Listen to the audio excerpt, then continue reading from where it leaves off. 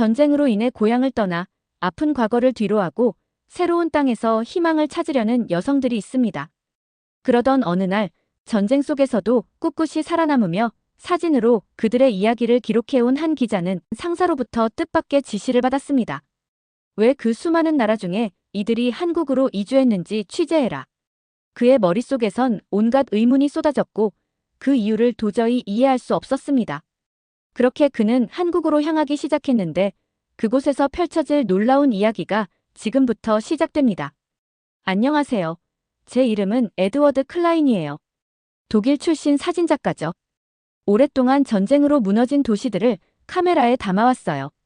책과 사진 장비로 가득 찬 작은 아파트에서 혼자 살고 있었죠. 제 카메라는 항상 곁에 있었어요. 마치 떠나지 않는 오랜 친구처럼요. 오늘은 하늘이 회색빛이었어요. 제 기분처럼요. 책상에 앉아 어제 찍은 사진들을 보고 있었습니다. 부서진 건물들, 텅 빈 거리, 전쟁에서 모든 것을 잃은 사람들의 슬픈 얼굴들. 이게 제 세상이었어요. 제가 알고 있는 세상이었죠. 그러고 있는데 컴퓨터에서 소리가 났어요. 새 이메일이었습니다. 상사한테서 온 거였죠. 에드워드, 새 이야기를 취재해야겠네.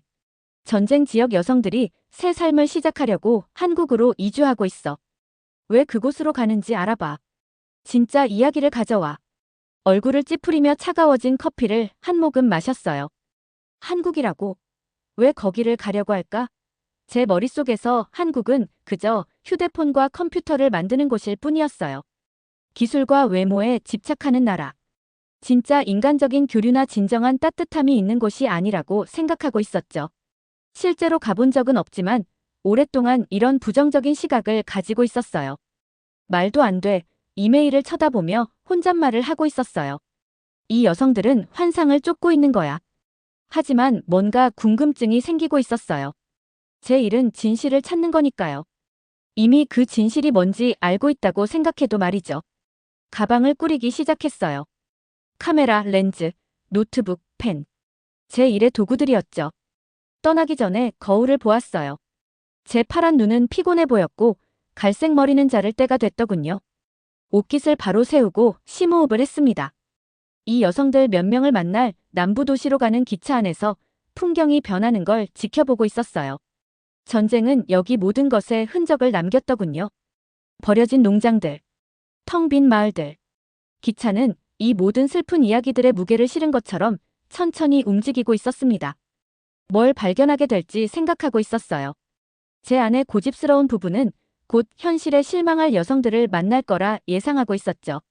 꿈과 진실 사이의 간극을 보여주는 사진을 찍고 싶었어요. 그게 제가 이미 머릿속에서 쓰고 있던 이야기였습니다. 기차가 작은 역에 멈췄어요. 밖에서 가족이 작별 인사를 하고 있는 걸 봤어요. 한 여자가 부모님을 안고 있었고 눈물이 얼굴을 타고 흐르고 있었습니다.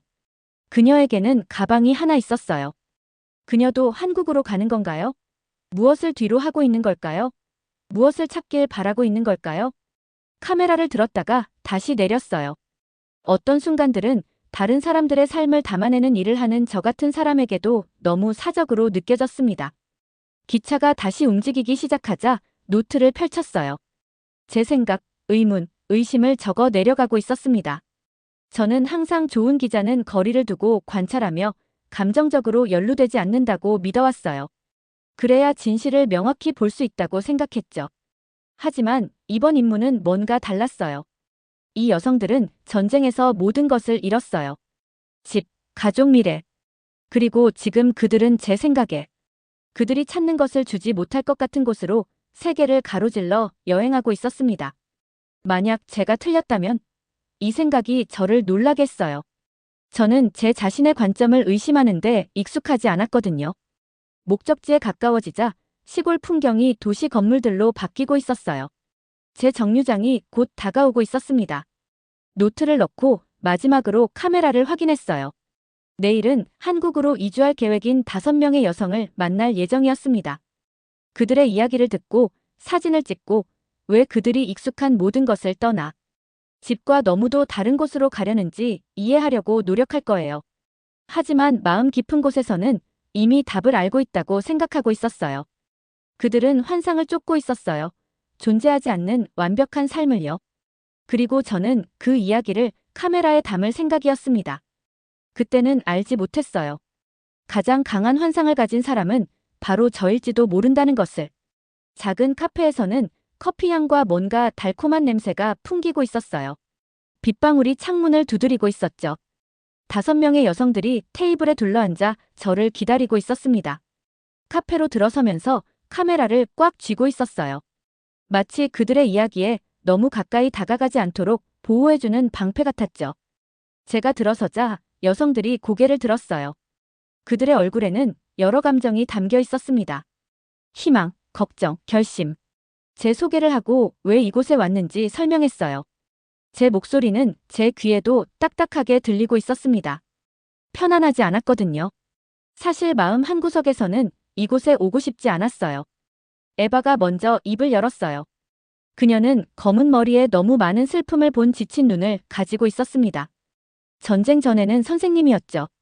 지금은 미망인이 되어 있었어요. 그녀는 서울의 사진들이 담긴 휴대폰을 보여주고 있었습니다. 높은 빌딩들, 깨끗한 거리, 밝은 불빛들. 여기가 제가 가려는 곳이에요. 그녀가 간단히 말했어요.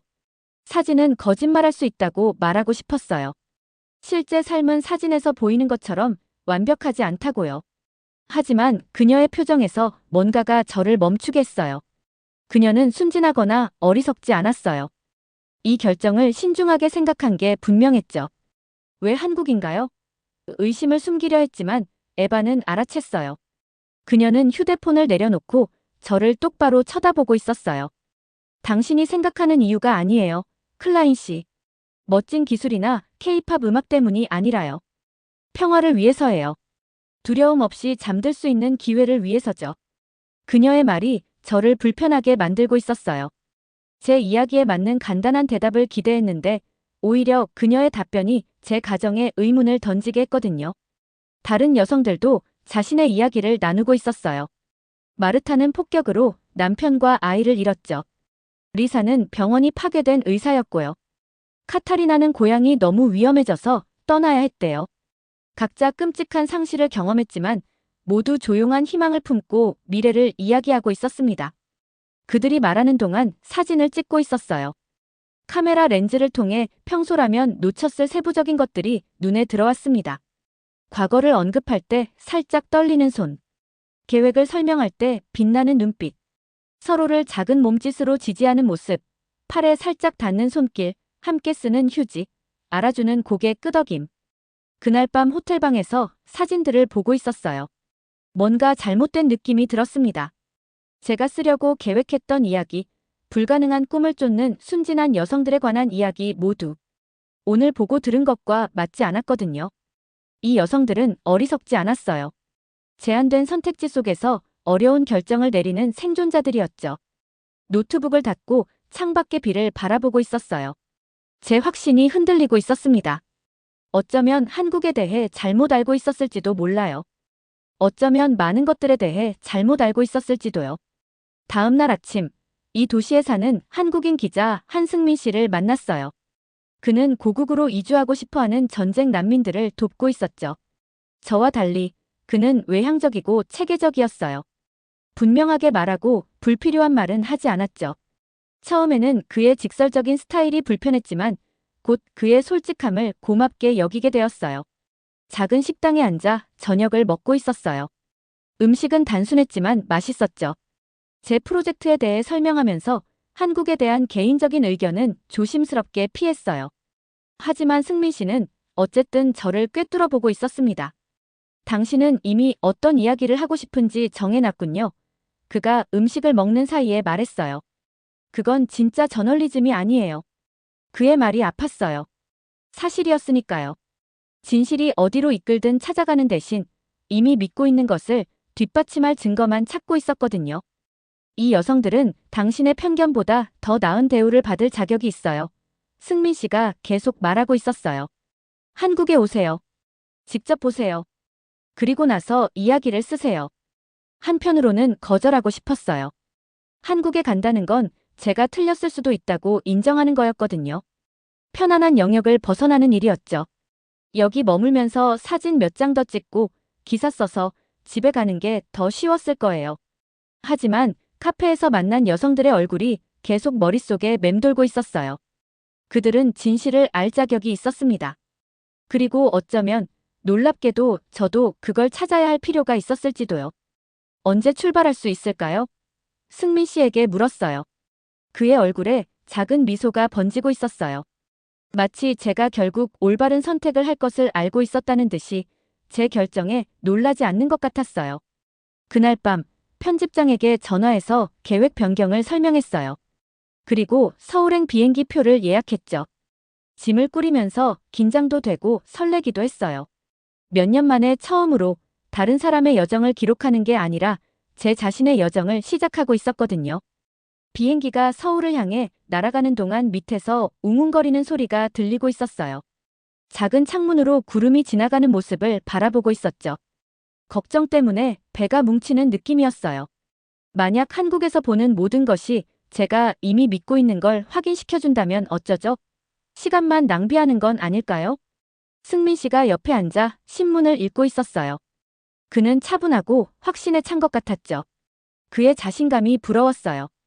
곧 착륙할 거예요. 그가 제 불안한 표정을 알아차리며 말했어요. 고개를 끄덕이며 5번째로 카메라를 확인하고 있었어요. 카메라는 항상 제 보호막이었죠. 세상을 보면서도 안전한 거리를 유지하는 방법이었습니다. 이제 그 거리가 어떤 진실들을 보지 못하게 했는지 궁금했어요. 서울이 아래에 나타났어요. 배경에 산들이 있는 넓게 펼쳐진 도시였죠. 공중에서 보면 다른 현대 도시들과 비슷해 보였어요. 높은 건물들, 넓은 강, 바쁜 도로들. 특별하지도 끔찍하지도 않았어요. 공항에서는 모든 것이 조용한 효율성으로 움직이고 있었어요. 깨끗한 바닥, 명확한 표지판, 목적을 가지고 걷는 사람들. 여전히 결점을 찾으며 제 부정적인 의견이 맞다는 증거를 찾아 사진을 찍고 있었어요. 승민 씨가 이사벨라 코르신을 소개했어요. 그녀는 전쟁에서 가족을 잃은 후 2년 전에 한국으로 이주한 러시아 여성이었죠. 금발의 눈에 담긴 슬픔을 완전히 감추지 못하는 부드러운 미소를 짓고 있었어요. 서울에 오신 것을 환영해요. 그녀가 말했어요. 우리 중 일부가 새 보금자리를 만든 곳을 보여드릴게요. 공항에서 도시로 기차를 타고 갔어요. 정확히 제 시간에 도착했죠. 안은 깨끗하고 너무 붐비지 않았어요.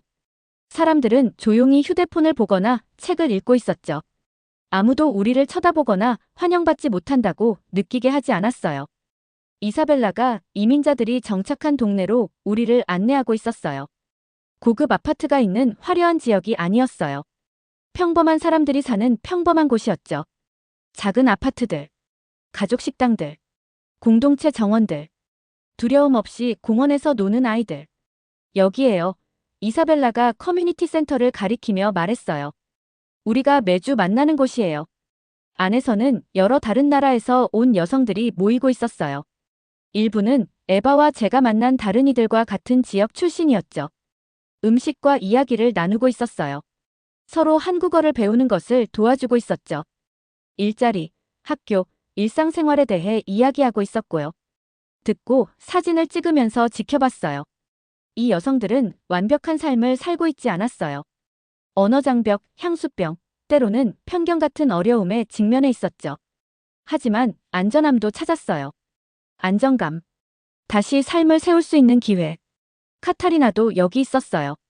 그녀는 6개월 전에 한국으로 이주했죠. 저를 보자 손을 흔들며 친구들을 소개해 주려고 했어요. 우리는 한국 드라마나 스마트폰 때문에 온 게 아니에요. 그녀가 단호하게 말했어요. 여기서는 부서진 조각들도 새로운 무언가를 만들 수 있기 때문에 왔어요. 하루 종일 이사벨라와 함께 도시를 걸으며 다른 이민자들을 만나고 있었어요. 그들의 작은 아파트, 일상적인 생활을 보고 있었죠. 현지 관습을 배우도록 돕는 한국인 이웃들도 보고 있었고요. 한때 폭탄을 피해 숨었던 아이들이 이제는 공원에서 자유롭게 놀고 있는 모습도 볼 수 있었어요. 저녁에는 호텔방으로 돌아왔어요. 걷느라 발이 아팠지만 생각하느라 머리가 더 아팠죠. 오늘 찍은 사진들을 노트북에 다운로드하고 하나씩 살펴보고 있었어요. 고국의 채소를 심는 여성들이 있는 공동체 정원. 함께 한국어를 배우는 교실. 이민자 여성이 고향 음식을 요리하는 작은 식당. 공원에서 함께 노는 다른 나라에서 온 아이들. 이 사진들 중 어떤 것도 제가 찾으리라 예상했던 한국의 모습을 보여주지 않았어요. 차가움, 기술에 대한 집착, 가짜 완벽함을 기대했는데요. 대신 진짜 삶을 만들어가는 진짜 사람들을 발견했어요. 완벽한 삶은 아니지만 의미 있는 삶이었죠. 기사 초안을 쓰기 시작했던 문서를 열었어요. 제가 이전에 쓴 단어들이 이제는 잘못되고 불공정하게 느껴지고 있었어요. 화면을 오랫동안 응시하다가 모든 걸 지워버렸어요. 빈 페이지는 제 안에 있는 텅 빈 느낌을 그대로 비춰주고 있었습니다. 제 이야기는 무너졌고 어떤 새로운 이야기가 그 자리를 대신할지 아직 알 수 없었어요. 창 밖으로 서울이 저녁 불빛으로 빛나고 있었어요. 제가 예상했던 강렬하고 인공적인 빛이 아니라 사람들이 저녁을 먹고 아이들의 숙제를 도와주고 하루 일을 마치고 쉬고 있는 수백만 가정의 따뜻한 빛이었죠. 다시 카메라를 집어들고 오늘의 사진들을 한 번 더 살펴보고 있었어요. 각 이미지에서 이전에 놓쳤던 것을 보고 있었습니다. 새로운 나라에 적응하는 이민자들 뿐만 아니라 인간의 회복력도 보였어요. 모든 것을 잃은 후에도 다시 시작할 수 있는 강인함. 노트북을 닫으면서 손이 약간 떨리고 있었어요. 이제 제 가장 큰 도전은 이야기를 찾는 것이 아니었어요. 제가 틀렸다는 진실을 마주하는 거였죠. 한국에 대한 제 편견은 제 자신의 좁은 사고방식에만 근거한 것이었어요. 내일은 도시를 더 볼 거예요. 더 많은 사람들과 이야기하고 더 많은 사진을 찍을 거예요. 하지만 새로운 눈으로 할 거예요. 마침내 실제로 존재하는 것을 보는 눈, 제가 발견하길 기대했던 것이 아니라요. 저널리스트로서 제가 찾아온 이야기보다 더 나은 이야기를 발견했어요. 인간으로서 판단과 이해에 관한 겸손한 교훈을 얻었죠. 서울에서의 마지막 날은 호텔 창문을 두드리는 부드러운 빗소리로 시작하고 있었어요. 이제 일주일 동안 여기 있었는데 모든 것이 변했어요. 도시가 아니라 바로 저 자신이요. 마지막 인터뷰를 준비하면서 카메라 가방이 더 무겁게 느껴지고 있었어요. 오늘은 마르타의 새 집을 방문할 예정이었습니다. 마르타는 평범한 건물의 5층에 있는 작은 아파트에 살고 있었어요. 가족 사진들이 한국어 수업 일정이 표시된 달력 옆에 걸려 있었어요. 창가에는 작은 식물이 놓여 있었는데 새로운 초록 잎들이 빛을 향해 뻗어나가고 있었습니다. 이제 여기가 제 집이에요. 마르타가 간단히 말했어요. 부엌 테이블에 앉아 있었어요. 그녀는 서로 다른 두 개의 컵으로 차를 내고 있었죠. 하나는 고향에서 가져온 것, 다른 하나는 한국에서 준비한 것이었어요. 옛것과 새것이 조화를 이루며 우리 주위의 따뜻한 분위기를 만들고 있었어요.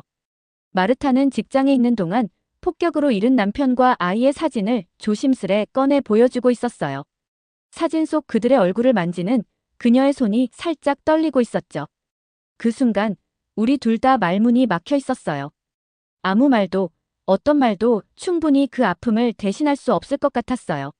잠시 정적이 흐른 후 마르타가 조용히 입을 열었어요. 한국이 제 아픔을 지워준 건 아니에요. 그녀가 말하고 있었어요. 그런 건 아무것도 할 수 없어요. 하지만 여기서는 짓눌리지 않고 제 아픔을 안고 살아갈 수 있었어요. 그 말이 주는 무게에 제 마음도 깊이 울리고 있었어요. 이제야 이해하기 시작했어요. 이 여성들은 천국을 꿈꾸지 않았어요. 환상을 좇는 것이 아니라 무거운 기억을 안고도 견딜 수 있는 단단한 땅을 찾고 있었던 거예요. 그들의 이야기가 제게 한없이 다가왔어요. 수년 만에 처음으로 저는 인터뷰 도중에 카메라를 내려놓고 있었어요. 이 순간은 기록할 필요가 없었어요. 현존감, 진심 어린 관심과 존중이 필요했죠. 단순히 귀로 듣는 게 아니라 온 마음으로 그들의 이야기를 느끼고 있었어요. 마르타의 아파트를 나선 후 저는 혼자서 서울의 거리를 걷고 있었어요. 처음 도착했을 때 제 편견에 가려보지 못했던 것들이 서서히 눈에 들어오기 시작했어요. 서로를 챙기는 노인 이웃들, 외국인 손님이 어려운 말을 찾을 때 따뜻하게 도와주는 가게 주인, 그리고 뛰어오는 아이를 위해 잠시 멈춰 서주는 버스 기사들의 모습이었어요. 이런 작은 친절의 순간들이 첨단 기술과 효율적인 시스템 속에서도 함께 자리 잡고 있었어요. 제가 몰랐던 인간미가 여기저기서 피어오르고 있었죠. 단지 제가 제대로 보지 못했을 뿐이었어요.